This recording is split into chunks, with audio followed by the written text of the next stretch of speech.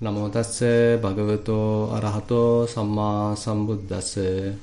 Namo tassa bhagavato arahato samma sambuddhassa. Namo tassa bhagavato arahato samma sambuddhassa. Labha kamyana sikkhati alabhecha na kuppati.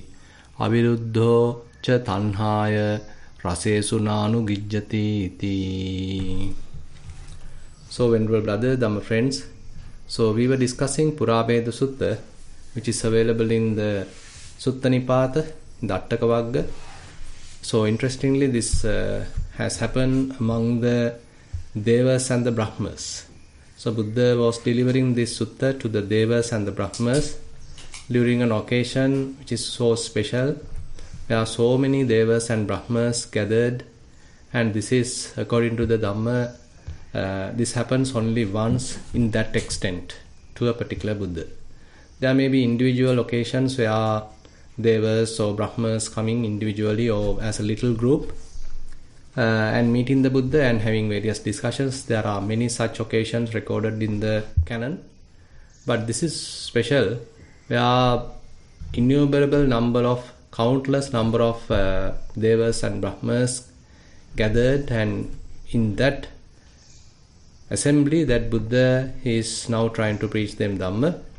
And certain Devas had the question, what needs to be done before the breaking up of the body?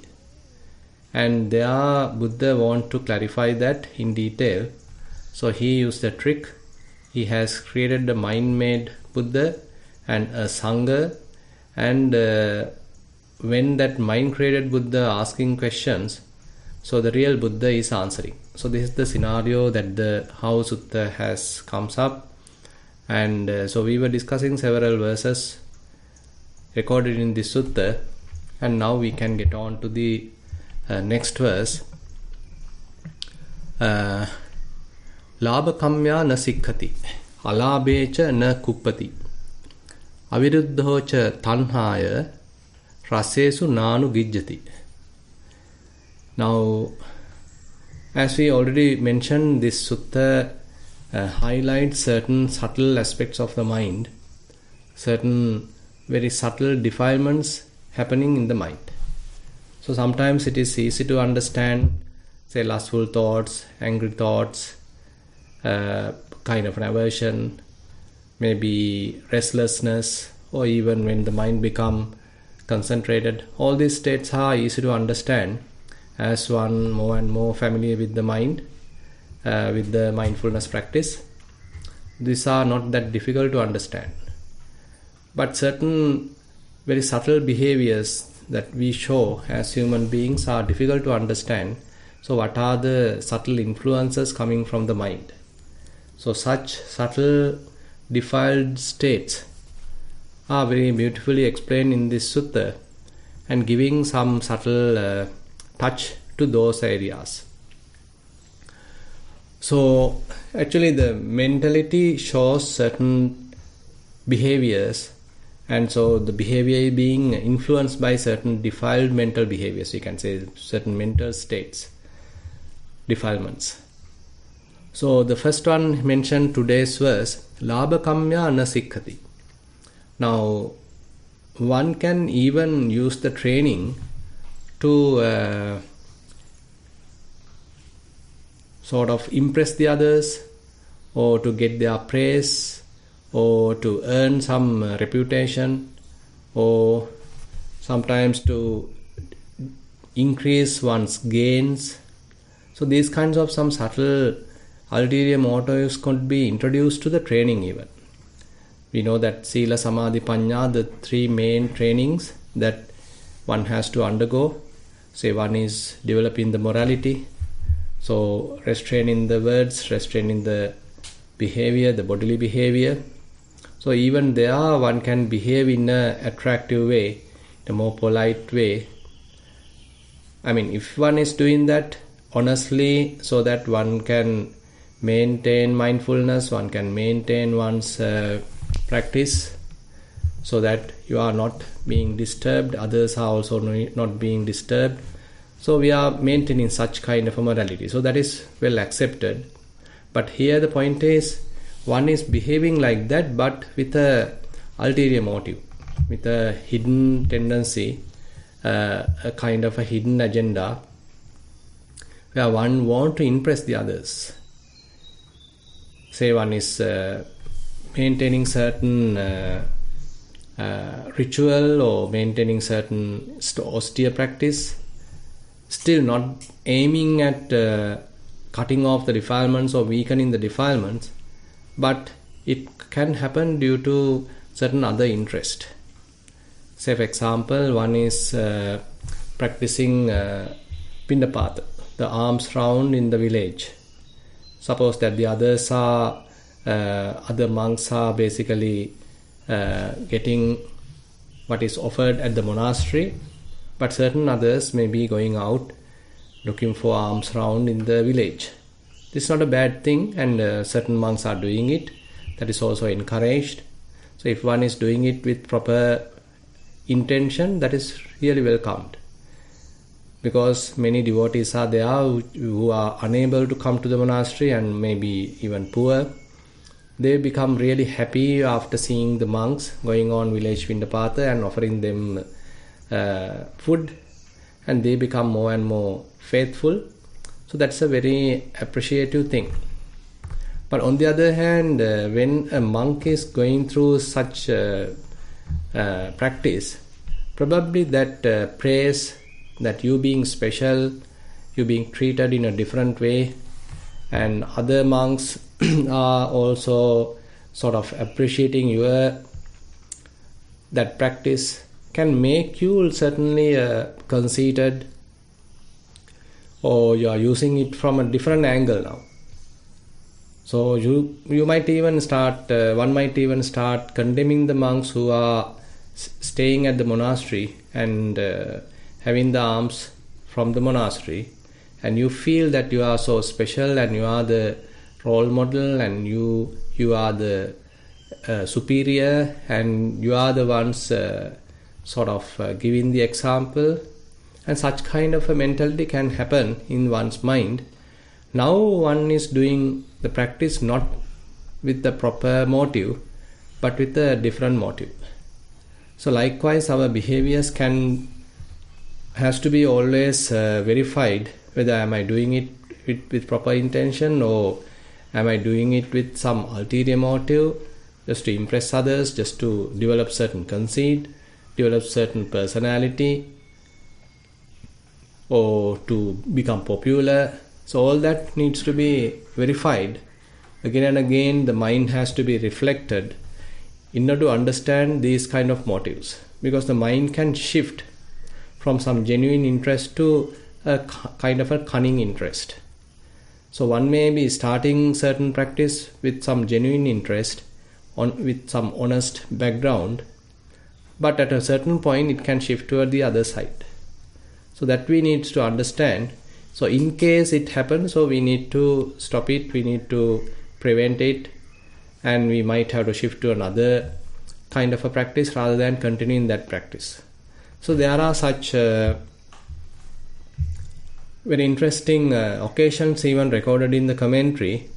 So where certain say good monks, good practitioners, even they are practicing certain dhutanga, certain austere practices in a very innocent way, without making it popular, without showing it to the others so that one becomes special. So they don't want to become special among the others. They also living as a typical monk, as a normal person, without showing their special skills or without showing their special such practices. So those are recorded even in the commentary. So I'll give you one example. Actually, one monk was practicing Nissarana. Nissarana is a very difficult austere practice where one is not lying down on a bed even at night, but maintaining a kind of a sitting posture even during the night, and giving more emphasis onto the practice. And he was doing it for a long time. And one day he had a visiting monk. and so he has to share the premises with the other monk. And so they both started sleeping. The arriving monk, the visiting monk first slept. So other monk was actually sitting on his bed without sleeping in the sitting posture. By the way, in the middle of the night, that visiting monk waken up, and he saw that the other resident monk is not sleeping but in a sitting posture. So the visiting monk make a comment, "Oh, are you in the Nesajjikanga? Are you in the Nesajjikanga? So are you in this sleepless posture? So are you in that Dutanga?" So in that instant, that resident monk who was practicing for years that particular austere practice simply slept. So he doesn't want to become a popular special person using that. Rather, he simply slept. He simply broken that vow, and he slept. So this indicates that he is using such austere practice not to become certain highly recommended or highly popular person, rather just to maybe to enhance his practice, to further weaken the defilements. So that was his proper intention, that he is trying to maintain that. But when his practice being exposed, he doesn't want to show it. So he simply slept. So likewise, certain very interesting situations were recorded in the commentary. So how the proper monks are doing it for proper purpose, the right purpose. So they are not even using the sila for aiming any gain or fame as such, rather doing it for proper reason.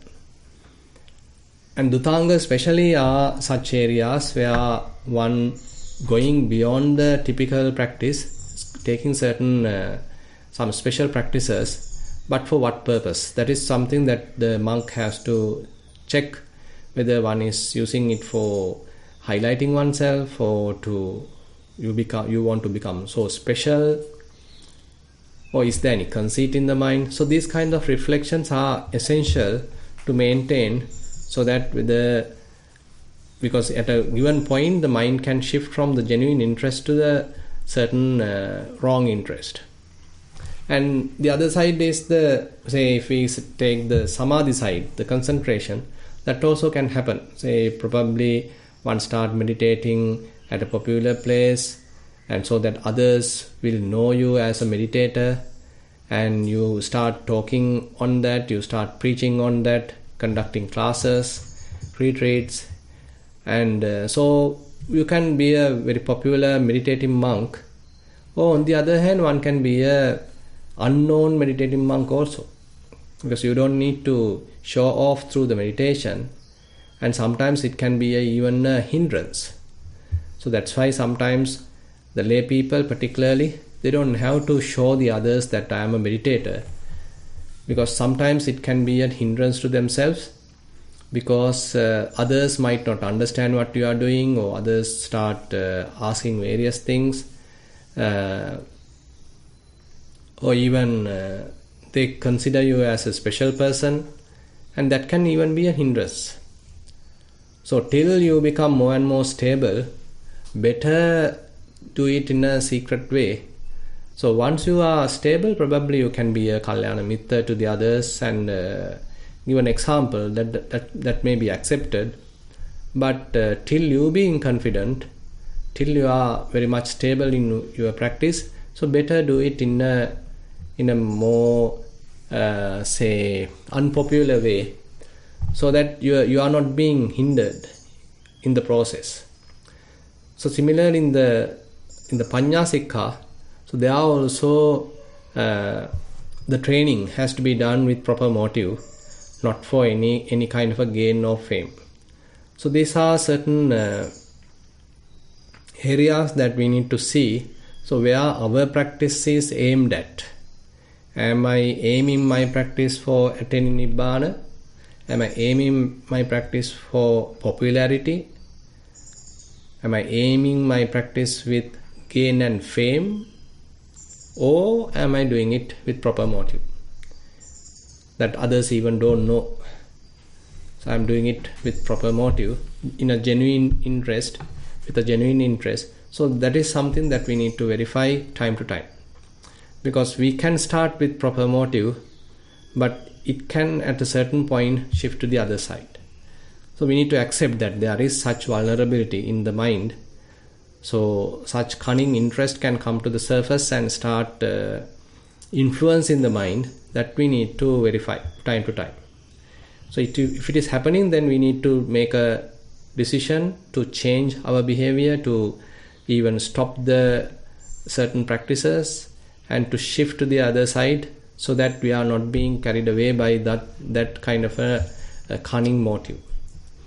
And then alabhecha na kuppati. Now this is a very interesting part. Alabhecha na kuppati. So the point is that during our life, so there are various situations that we have to go through. So typically this is explained as the worldly dhammas, 8 worldly dhammas that one has to go through, attaloka dhamma. So there are 8 such cases: the labha, alabha, gain and loss, sukha, dukkha, say the happiness and the suffering, and then gain and the other one is praise and the blame, prasansa and ninda, and then fame and ill fame, yasa, ayasa. So these are the typical 8 vicissitudes of the life that everybody has to go through. Even the Buddha had to go through it, the Arahants have to go through it. So this is how the whole world is going through. We can't say that there is a special person who is continuously having or going through the gains, fames, happiness and the fame. One might have to shift to the other side without our any control. So that's the nature of the world. So we need to accept that. We need to understand that deeply. So this is how the world is behaving. We can't accept fame every day. There can be instances that the others are unhappy about us. They are not happy about us. They are not appreciating our work, and our fame being tarnished. So it can happen. And again, there may be days that the people are praising us, and there may be other days people are criticizing us. And there may be days that we get a lot of profits and a lot of requisites, and many are offering things. Such gains are possible in one day, but the other day there may be losses. Maybe our food being eaten by rats, food being destroyed by fire, our lodgings being destroyed by the fire, or maybe certain other natural disaster. Recently the US has gone through many disasters, tornadoes, typhoons, etc. So various such kind of disasters are possible. So therefore our life is subjected to such kind of ups and downs. This is something that we need to understand. So the problem is, mostly people, when they go through the positive side, they become really happy, really uplifted, really overwhelmed by that situation. They start laughing, shouting, and overwhelmed by that. But on the other hand, when they are going through the other side, the negative side, when they are going through some losses, ill fame, various disasters, suffering, losses, so they start crying, and ultimately they even become depressed, and certain people even commit suicide. So this is how the world is. Typically the people are typically going through the vicissitudes, so they can't bear it. They don't know how to maintain an even mind during the ups and downs. So the highlight is alabhecha na kuppati. So when one loses things, one is not angry about it. So this indicates only part of the 8 loka dhamma, but it indicates the whole series, whole 8 parts, summarizes the whole 8 things. So there is a very interesting sutta talking particularly on this subject called Dutiya Loka Dhamma Sutta in the Anguttara Nikaya Attaka Nipata, where Buddha takes a kind of a comparison. So he is asking a certain question from the monks that the typical worldly being also go through the 8 vicissitudes of the life. But even the noble person go through these 8 vicissitudes of the life. So what's the difference? So then the monks answering the Buddha, Bhante, our understanding is based on your preaching, so please explain the situation. So explain the point to us, then we will understand it, we will keep it in our mind, we will behave according to that. So the monks inviting the Buddha to explain it.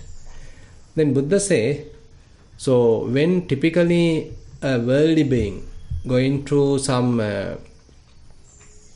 labha, that means the gains, so he become really elated, he become sort of so happy, he can't even bear it, and he become really impressed by that, elated by that. So his mind become fully overwhelmed by that happiness because he got something. Same thing is common for praise, same thing is common for happiness, the typical sukha and the fame. But on the other hand, the other side, dukkha, the loss, unhappiness, ill fame, blame, in such cases he become really worried, he start crying, he become depressed, all that collapse can happen. And he become really even angry about it. He even start cursing the others, cursing the situation, cursing the nature of that. So this is how the typical worldly being is behaving. Now the Buddha is explaining the other side, how a good practitioner, a good follower of the Buddha, a good follower of the Dhamma, so how he is behaving.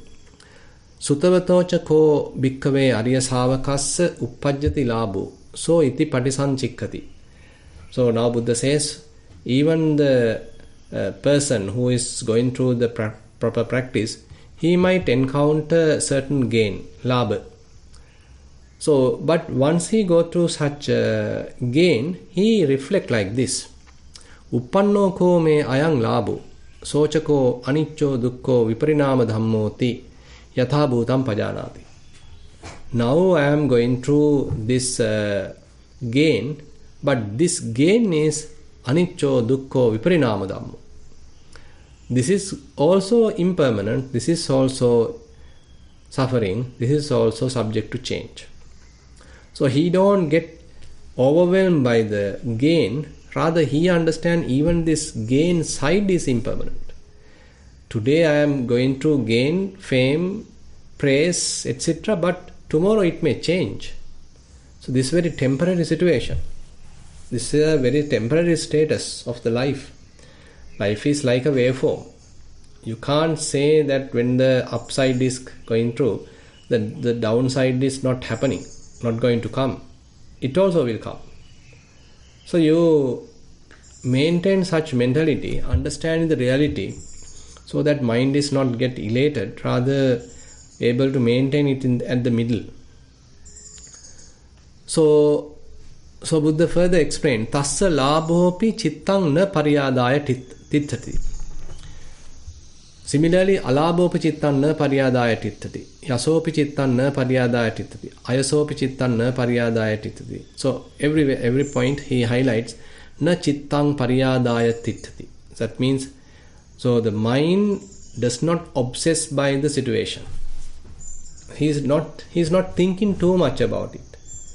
When a gain happens, typically people start talking and explaining it to the others and publicity, giving some publicity to it, and too much overthinking about it.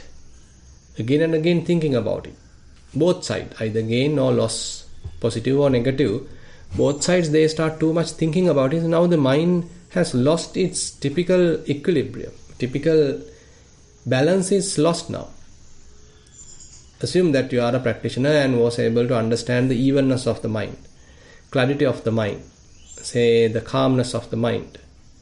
So when you are going through the gain, fame, happiness and praise, are you able to maintain that calmness? Are you able to maintain that equanimity? Are we able to maintain that clarity? Are we able to maintain that, say, our peacefulness? Or are we become really elated? I start thinking too much about it. Are we making a self out of it? So I am the one, I am the best. So that's why I am getting all these gains. So I am more merit, I am with such merit power. So likewise, one can build a huge ego when things are happening to the positive side. But the proper thing is, so he understands this situation also impermanent, this is also subject to change, and this is also unsatisfactory. These are all sankhara, these are all conditioned phenomena. You can't trust them. Things are 50-50. And similarly, Buddha explained further, so uppannang labang nanu rujjati alabhe na pati virujjati. So when he is going to gain, he is not attracted to it. When he is going through loss, he is not repelled by it. Similarly, when he is going through fame, he is not attracted to it. When he is going through some disrepute, ill fame, he is not repelled by it. When he is going through praise, he is not attracted to it. When there is such kind of a blame, he is not repelled by it. Similarly, when he is going through pleasure, he is not attracted to it. When he is going through pain, he is not repelled by that. So his mind is maintaining some stability. So further, anurodha virodha vippahino parimucchati jatiya jaraya maranena sokehi paridevehi dukkehi domanassehi upayasehi parimucchati dukkhasmati vadami. Now Buddha summarizes telling, having thus discarded attraction and repulsion, he is freed from birth, from old age and death, from sorrow, lamentation, pain, dejection and anguish. He is freed from suffering, I say. So this actually shows the maturity of one's character. The typical person start elated when things are happening to the favor of him, but he collapses when things are happening the other side, when things go wrong. But the mature person, the person particularly developed in the spirituality, he can maintain evenness amidst these vicissitudes. So alabhecha na kuppati indicates that depth that he is going through is showing in the day-to-day activities, how he is living his life as a mature person, as with a stable mind. Then aviruddhocha tanhaya rasesu nanu gijjati. So not hostile, because of craving he does not hanker after tastes. Now particularly the taste is something that monks have to be careful, because that is the only sense door which is open. Now typical monks Vinaya, the discipline, so monks are not allowed to enjoy movies or theaters and all that, dancing or any of those are not typically allowed. Music also not allowed, and typical adornment, various scents, so those are also not allowed. And so beautifying one's body, that is also not allowed. Sex is also not allowed, and so many things are not allowed. But we as human beings, we need certain food to maintain the body, so the food is allowed. So the only open door is the tongue. So ultimately what happened, so the monks or the practitioners who are celibate start giving priority to the tastes. They start looking for various states, they start slowly attracted to various states, and particularly to the sweet, and ultimately end up with diabetics. So this commonly happens in the monk's life, and even in Sri Lanka it is heard 70% of the monks are suffering from diabetics. So it can happen because other doors are fairly closed and you have only one option, and that is even without one's knowledge, one being attracted to that. It is not that you purposely doing it, but naturally one can be attracted to that type of craving, that kind of a greediness towards the sweets, towards various other food. But on the other hand, when you are a layperson, before you become a monk, say you don't have that kind of a big interest on the taste, because the other doors are also open. So you are getting various things from the other doors as well. So there is no special interest to the tastes. But once one becomes celibate, once one becomes a monk, so only open door is the tongue door, and therefore there could be an additional interest in that area. So this point highlighted here by the Buddha. So the Arahant, on the other hand, rasesu nanugijjati, he doesn't have even such kind of a delight, such kind of a favor, or such kind of a going after taste, because he has abandoned the tanha, he has abandoned the craving. So here we as practitioners, we again have to reflect, am I going through too much of the taste, going after such tastes? Am I taking too many sweets? Am I eating too much sweets? So this is something that we need to recognize. So before the lunch, am I imagining about it? So these kinds of things we have to reflect. So how the mind is thinking about it. Say for example, you are participating to a retreat and they announce that there is no dinner provided, only 2 meals, morning and the lunch. So after the lunch, so are you happy not having the meal, not having the dinner? Or are you thinking about the next morning breakfast? So it can happen. So we need to understand how the mind is behaving. So when it is not given, when ample food is not available, when you are not freely allowed to eat, so there may be a special interest now developing within the mind. So when it is available, you are not having that sort of an interest to have food. But when it is not given, when that is protocol being changed, so the mind start maybe complaining and mind want to eat too much or have additional interest on sweets, too much concern about the nutrition and what you are eating, all that can happen. So mind starts playing with that. So these are some common mistakes that as human beings that we all can go through. So we need to verify our mind. We need to reflect our mind. So what is the kind of interest now the mind is having? Is it looking for any kind of a special buffet, any kind of a special taste, any special food? Or is it happy with what is having? Is it happy with what is available? Are you going for village pindapata asking some special food? Or are you happy with currently what is available at the monastery? Are you interested in getting some food from the home when you are going to a retreat? Or are you happy what is offered at the retreat? So likewise, we need to understand our interest in the mind. So that's why, these things are in a way very difficult to understand sometimes. We sometimes like to rationalize it. We sometimes like to make it very reasonable.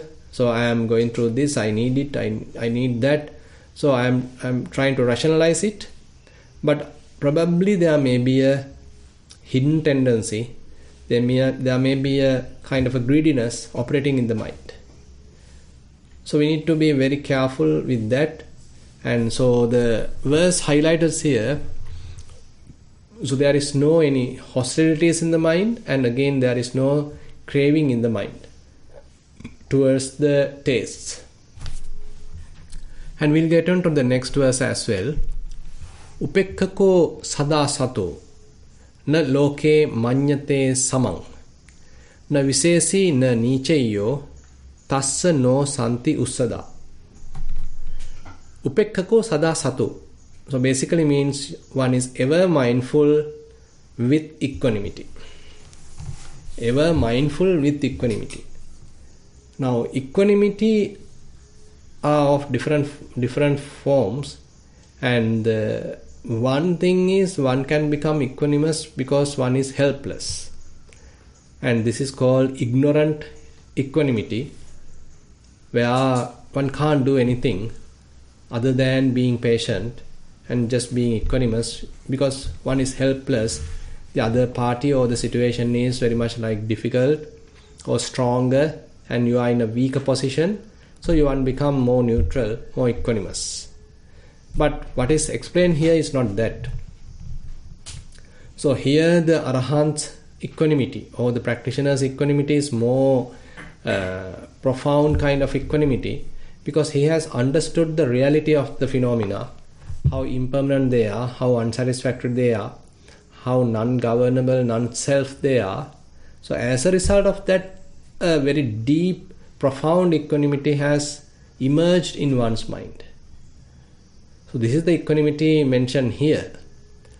And not only that, sada sato, ever mindful. So the equanimity has gone hand in hand with mindfulness. So it is not that one is ignorant and completely become indifferent and insensitive. Rather, one is completely ever mindful and maintaining equanimity. So it is explained in certain suttas, and I have taken one sample sutta called Vappa Sutta in the Anguttara Nikaya Chatukka Nipata. So there Buddha explains to one other ascetic, Evang samma vimutta chittassa ko vappa bhikkhuno cha satata vihara adhigata honti. So Buddha mentioned to this vappa that the monk who is fully liberated, 6 types of continuous practices are there, or continuity of the mind is there. So what is it? So chakkuma rupan diswa neva sumano hoti na dummono upekkako viharati sato sampajano. So chakkuna rupan diswa. So when he see various sights through his eye, neva sumano hoti, he doesn't become elated. Na dummono, he doesn't become, unhappy either. Upekkako viharati, he lives equanimously. Sato sampajano, with mindfulness and clear comprehension. So same thing repeated for the other faculties. When he hears sounds through his ears, when he smell various odors through his tongue, when he go through various states through his tongue, when he go through various tangible through his body, and various thoughts come to the mind, mental objects come to the mind. So all the 6 doors are mentioned here. So the point is, when the kind of difficult part happen, neva dummano, he does not become saddened by it. And when the positive part happen, he does not become delighted by it, rather was able to maintain equanimity. Ever mindful, clearly comprehending. So this is called chalangupekha. Typically this is called chalangupekha, the 6 types of equanimity particularly possessed by the Arahant. So he has the clarity of the mind, the equanimity of the mind, evenness of the mind amidst the vicissitudes, as we already discussed. So same thing, actually refined way that Buddha is explaining, giving it to the 6 sense doors. So through the sense doors, actually you are operating with the world, you are dealing with the world, communicating with the world.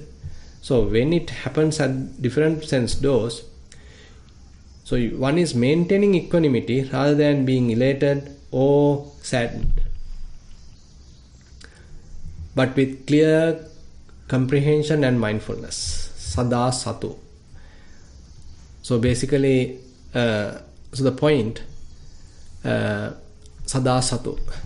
And na loke manyate samang na visesi na nichayo.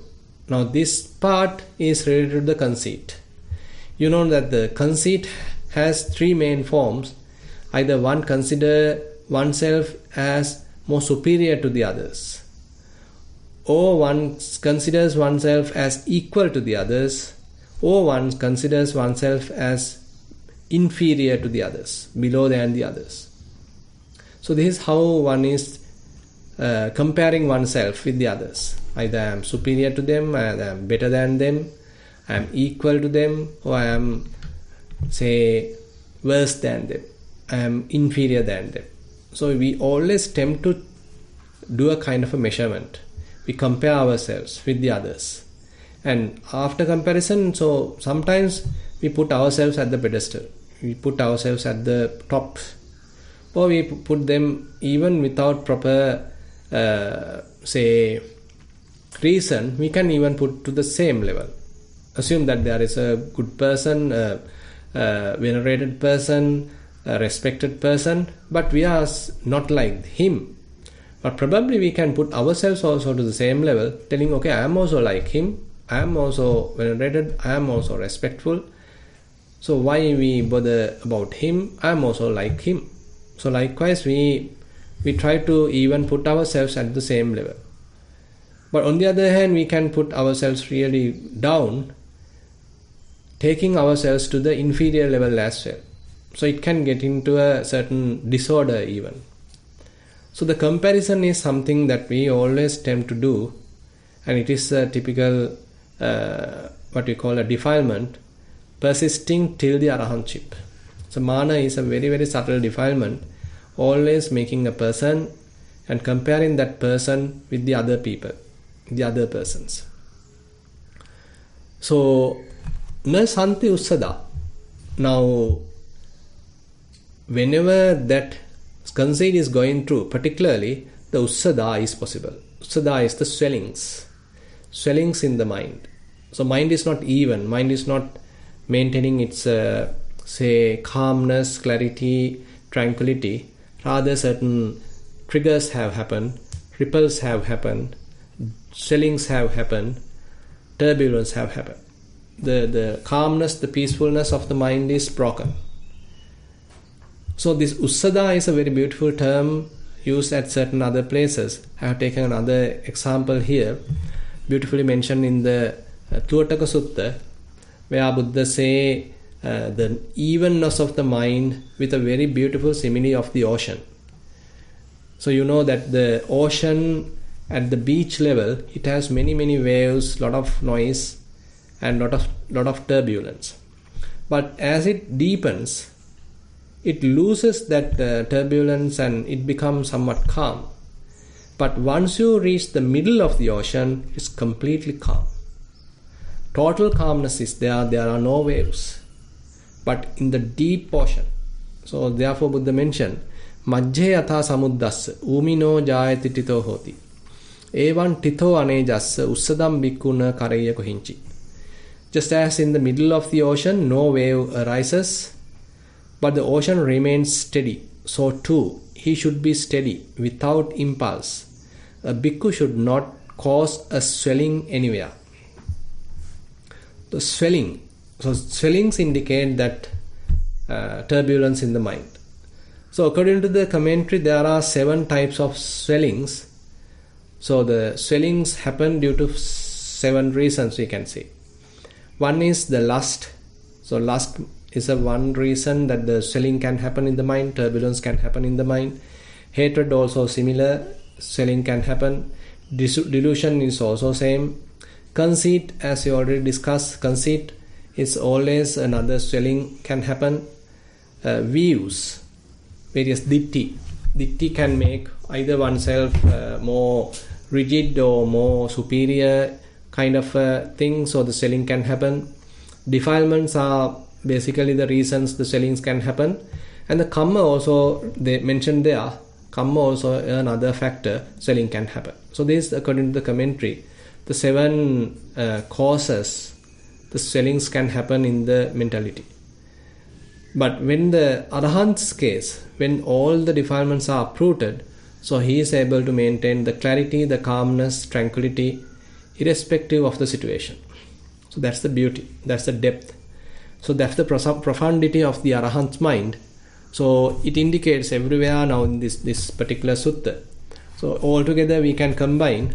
So he is maintaining the equanimity, ever mindful, and is not comparing himself either superior, same or inferior, and he has no swellings at all.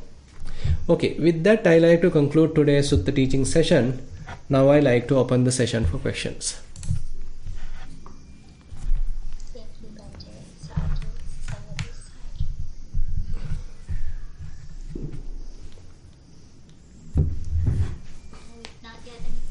No questions. So from our side there are no questions. So we'll see. Okay, we just got a few. I'd like to invite Nandana for the question.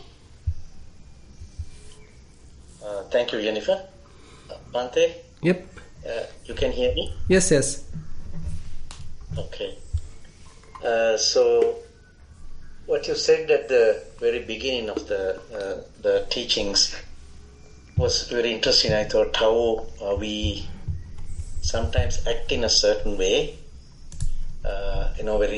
very subtle kind of ulterior kind of motives, instead of with a genuine, basically like show off like things.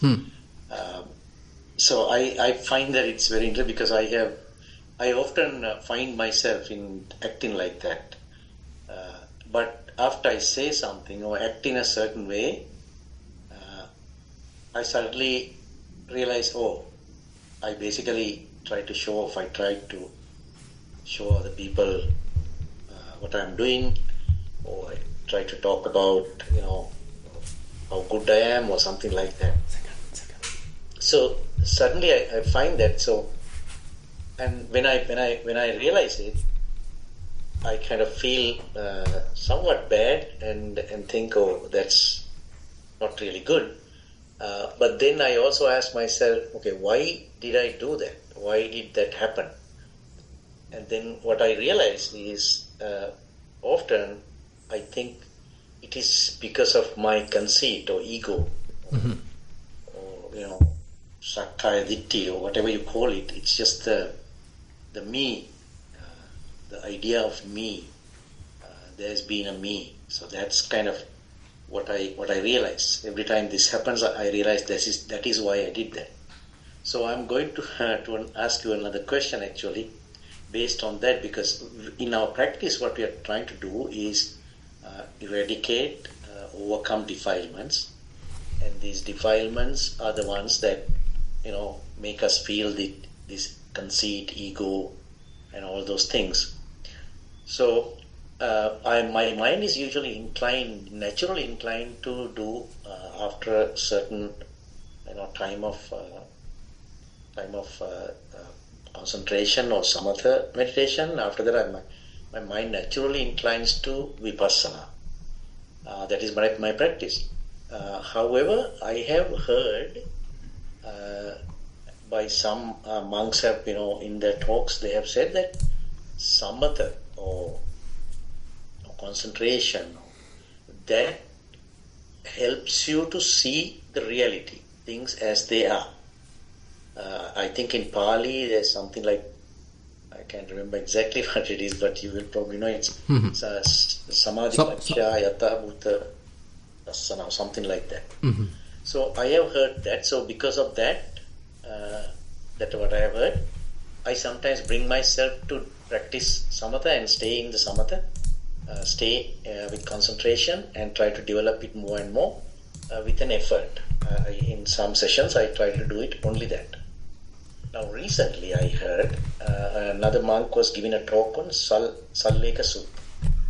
And the Salleka Sutta he was explaining, I don't know where it is said, whether it is in the Salleka Sutta or another sutta. He said that the Buddha has said, actually he mentioned the jhanic factors and all 5 factors of the first jhana and all jhanic factors, and then he said the Buddha has said that the samatha or the samadhi cannot cut or cannot salleka the defilements. Correct. So I'm kind of trying to reconcile these two positions that I've heard. We are trying to eradicate defilements so that we understand, So our main purpose is that. So, but one place I hear that samatha or samadhi brings our mind to see the reality, things as they are. But then in the Salleka Sutta, when he was explaining that, he said samadhi or samatha or concentration does not cut or eradicate defilements. Could you please explain whether I have heard wrong, whether I have understood wrong? Yeah. Or if not, could you please reconcile these two statements?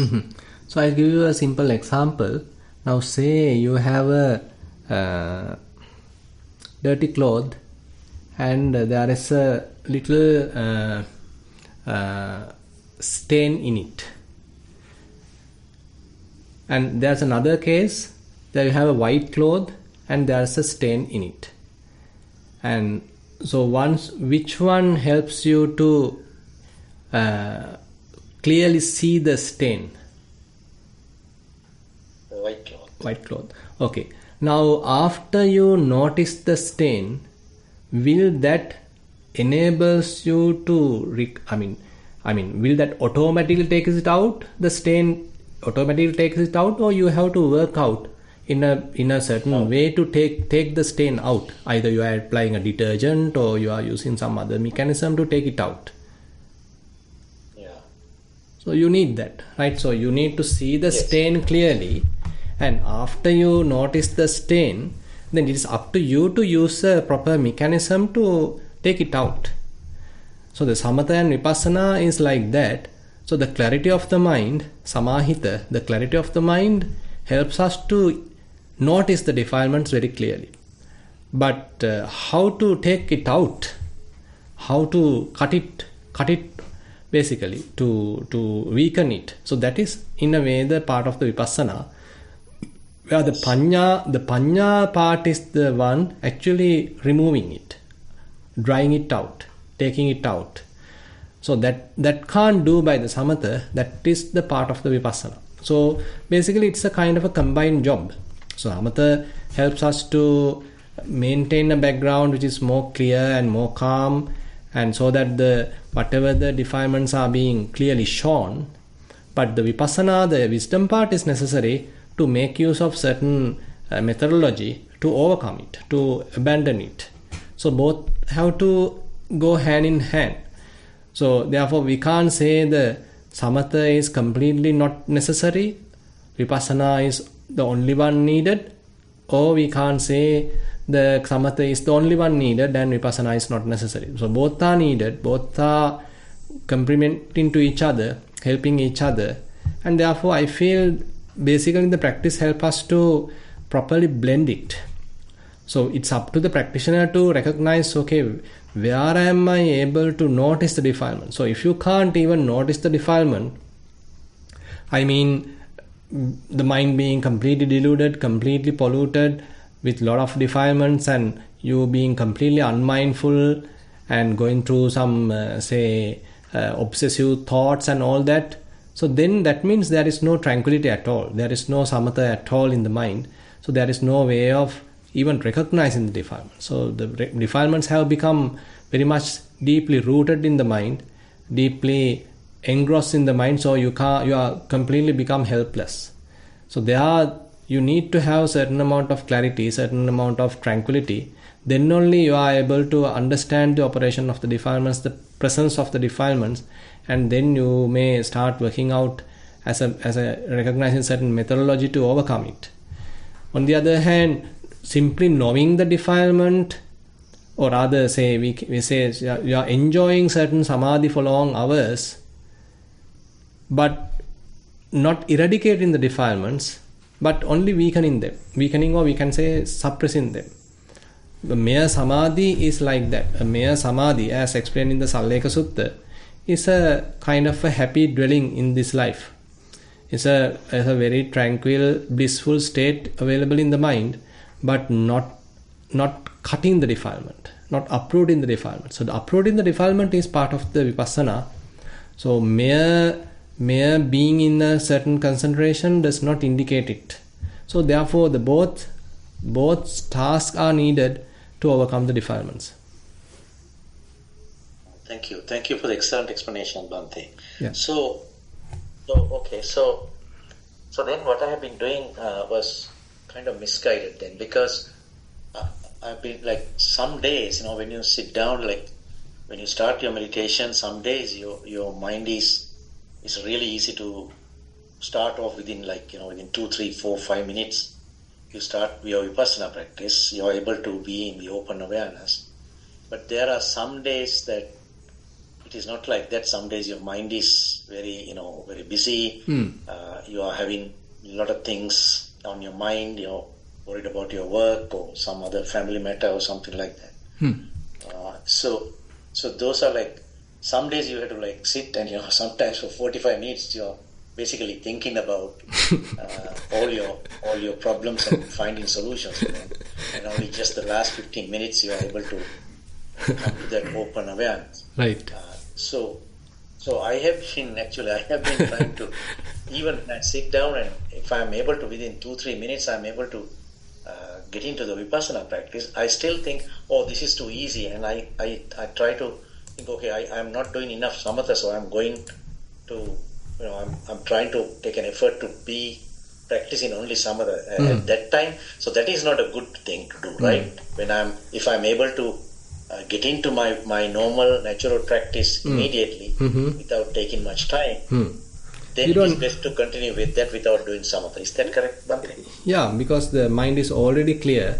You are more in a tranquil position. There is no any turbulence in the mind. So no need to have strong samatha at that level. Rather, you can reduce the effort and allow the mind to talk if it is necessary, because you are already ready to cut off the defilements. But on the other hand, if there is a lot of turbulence going on, if the mind is again and again taking various matters and there is no rest in the mind, then better make it more calm, more relaxed, quiet first. Otherwise very difficult. Right. Otherwise, it's impossible. Right. Right. Yeah, that's right. Okay, Bhante, thank you very much. Thero Sannai. Yeah, Thero Sannai. Alright, thank you. I'd like to invite Ashini for the next question. Thero Sannai, Swami answer. Yes. Today, I'm hoping to forward the reflection report and the mindful walking. Firstly, I walked freely several times here and there. After that, I stood at the edge and observed my standing posture, thinking I am here now. Then, after I walked for a few minutes, paying attention to left and right feet, I felt hardness, roughness, coldness, dryness of the floor. Heel lifted very slightly when turning rather than when walking. Thoughts came to my mind. I labeled them as thoughts. Then my attention was drawn to feet. Weight of the body was mostly borne by right leg. Body swayed from side to side. Foot moved forward after toes firmly pressed the ground. Heard noises, but continued practice. Mindful sitting. I sat and observed sitting posture with the thought, I am here now. I am here right now. Then I observed abdominal movement. Various thoughts came to my mind. I labeled them. I heard noises. Rising of the belly was longer than falling of the belly. I felt thirsty. Then again observed rising and falling. That's all from the reports on that. Yeah. Good. I think there is nothing much to add in. So basically the mindfulness part is pretty good. Now you need to introduce the clear comprehension anyway. Now say for example you are practicing rising and falling of the abdomen. So now it seems like you are able to experience say 10 risings, 20 risings, 40 risings like that, rising and fallings continuously without much distraction. So if it is possible, then try to figure out how this rising begins, how you are experiencing the middle of it, how you are experiencing the end of it. So what happens between the gap So just before the beginning of the falling, so what are you experiencing there? So likewise, try to introduce a little bit of more careful attention and to recognize some subtle details, so that you are not merely mindful at the surface level, rather you are introducing a little bit of wisdom to the practice. Thank you very much, Swami Hamza. Yeah. Much merit for you. That's Swami Hamza. Good. Thank you. I'd like to invite Geshan for the next question. I hope you can hear me. Yes. So I have multiple questions, of course. I hope it's okay. But with the time, I'll try to restrict as well. My first question is, there are two comparisons that I have been doing. This is to explain to an individual.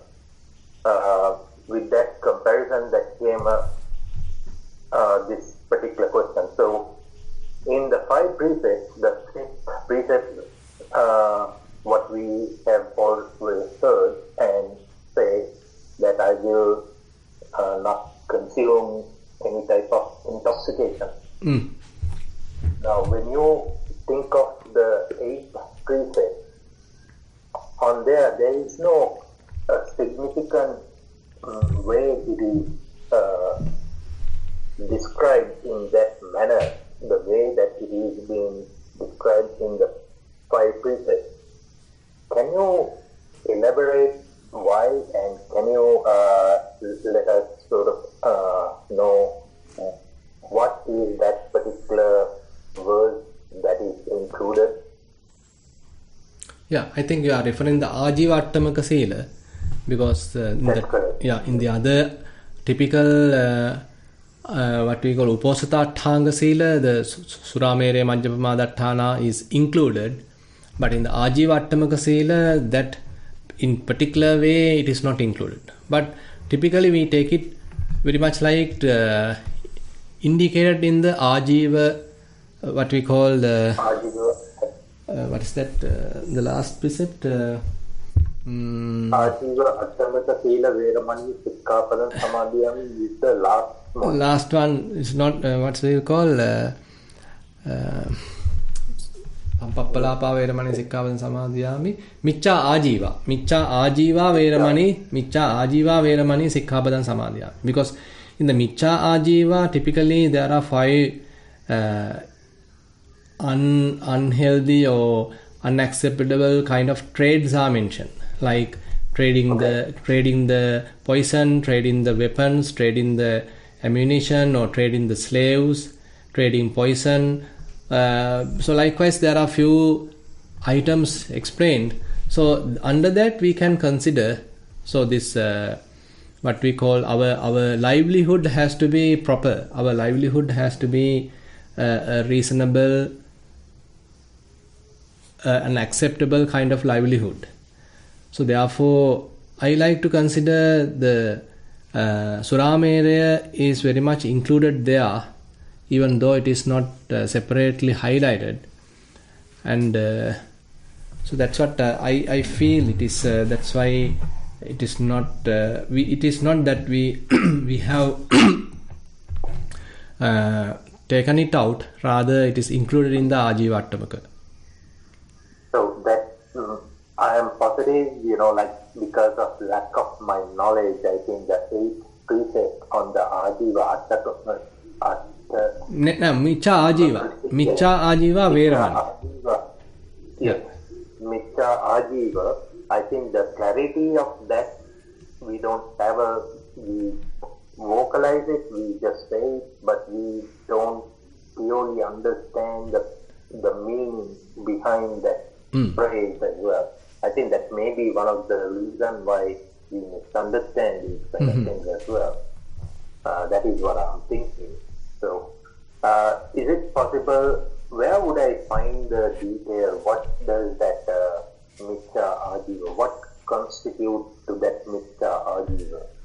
Yeah, particularly in the Digha Nikaya, there is a first section called Silakhanda Vagga, where the certain highlight is given for the morality.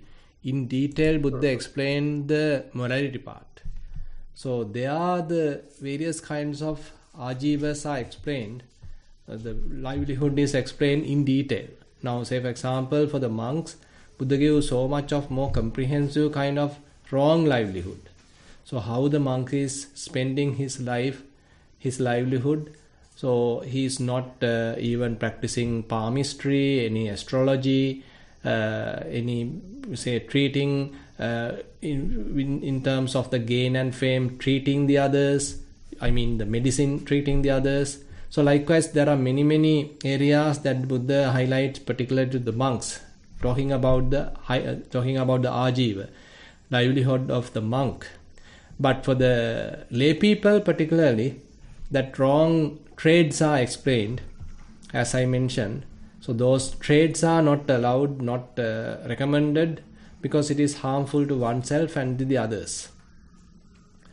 So within that, I feel we can consider the Suramere also, where it is also intoxicant and intoxicate the other person, and if one consumes oneself, that is also intoxicate oneself.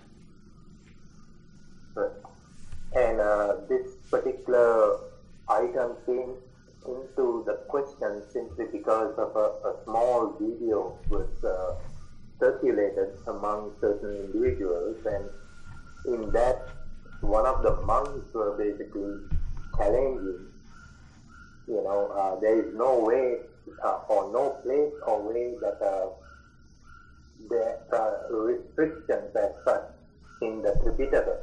And so my defense was try not to distort the Dhamma, but we try to find the clarity for it, and that's the reason why I was asking that question as well. Yeah, you mean so are you referring the Suramere Majjapama Dattana, that precept available in the Tripitaka?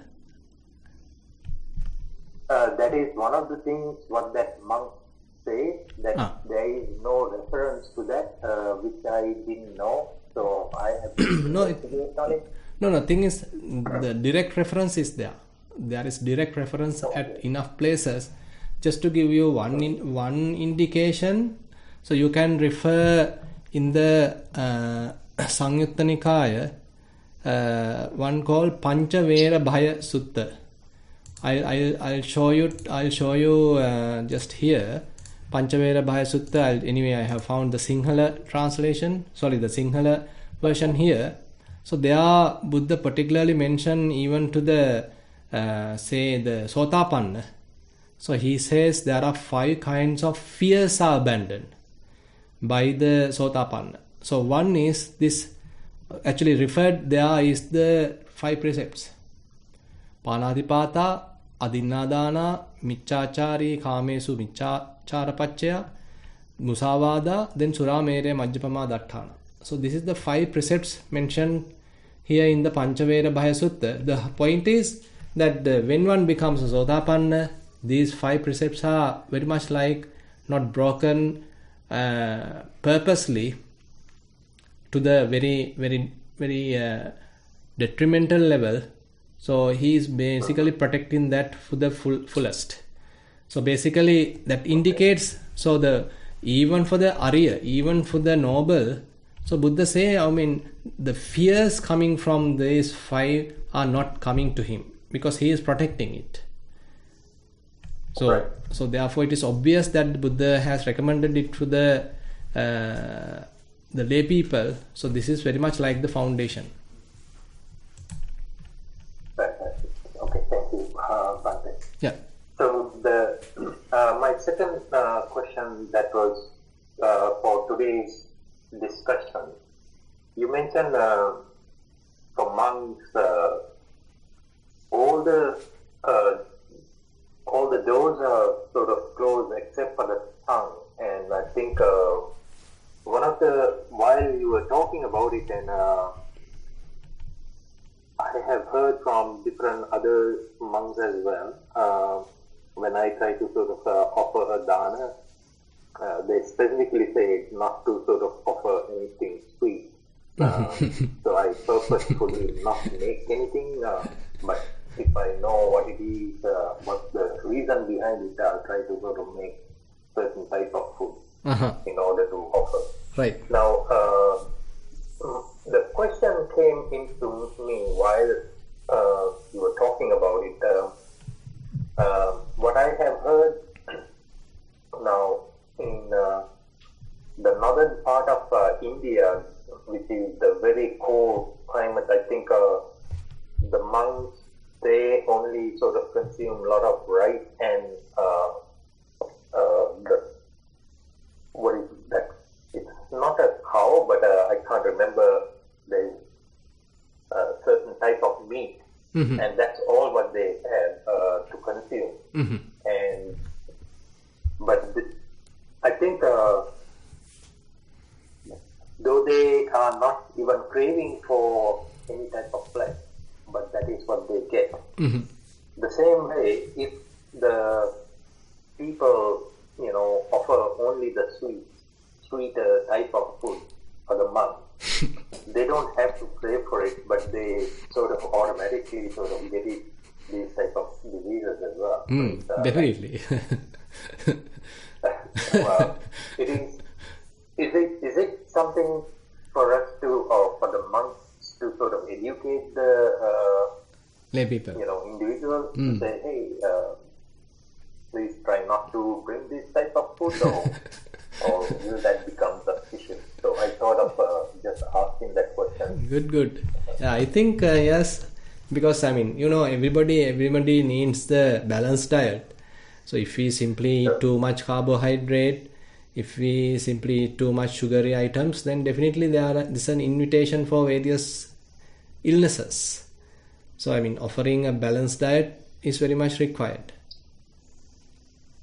Even though now say sometimes people criticize, certain monasteries, certain temples, they give a list, dana list, indicating, these are the food necessary.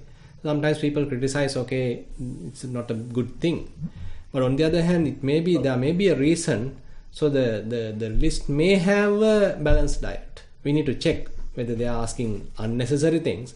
But typically, if the list is a more reasonable, balanced one, so this could be the reason why they are asking such a balanced diet. Because if people are simply offering too much sugary items, that is also an issue. If they are offering too much oily items, that is also an issue. So likewise, we need to understand the situation in a particular monastery, and accordingly giving proper items may be useful. Yes. So West Virginia, the temple where Bhante Ji sort of resides, mostly they sort of publish the things to bring and things not to bring. And I think I really like that.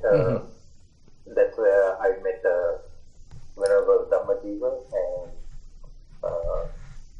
Jennifer as well.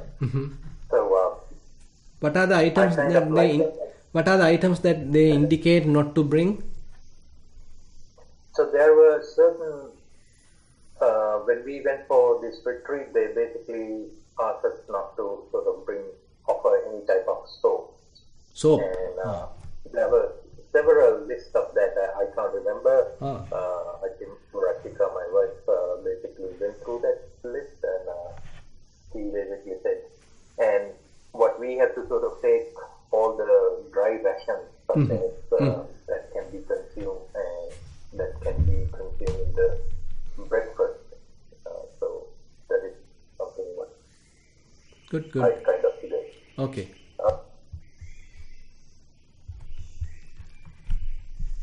Okay, I think, then. So with that comment from the Geshan, then we'll wind up the session. We have spent almost 1.5 hours. So I cordially invite Venerable Dhammosada to conduct the sharing of merits. අවසරයි ස්වාමීන් වහන්සේ. May our relatives and all beings share in the merits produced by today's teaching. May all celestial beings protect the Dhamma exposition and the Buddha's dispensation for a long time. And may the seeds that have been planted in our hearts, the seeds of Dhamma, grow, producing path, fruition, and Nibbana. Now let us recite the traditional Pali verses for the sharing of merits. Ittavata chamhehi sambatam punya sampadang sambe deva anumodantu samba sampatti siddhya. Ittavata chamhehi sambatam punya sampadang sambe bhuta anumodantu samba sampatti siddhya. Ittavata chamhehi sambatam punya sampadang sambe satta anumodantu samba sampatti siddhya. Akasatta ca bummatta deva naga mahindika punyang tang anumoditva chirang rakkantu sasanang. Akasatta ca bummatta deva naga mahindika punyang tang anumoditva chirang rakkantu desanang. Akasatta ca bummatta deva naga mahindika punyang tang anumoditva chirang rakkantu mamparang. Idang o nyatinang hotu sukita hontu nyatayo. Idang o nyatinang hotu sukita hontu nyatayo. Idang o nyatinang hotu sukita hontu nyatayo. Imina punya kammene mami bala samagamo satang samagamo hotu yawa nibbana pattiya. Imina punya kammene mami bala samagamo satang samagamo hotu yawa nibbana pattiya. Imina punya kammene mami bala samagamo satang samagamo hotu yawa nibbana pattiya. Sadhu, sadhu, sadhu.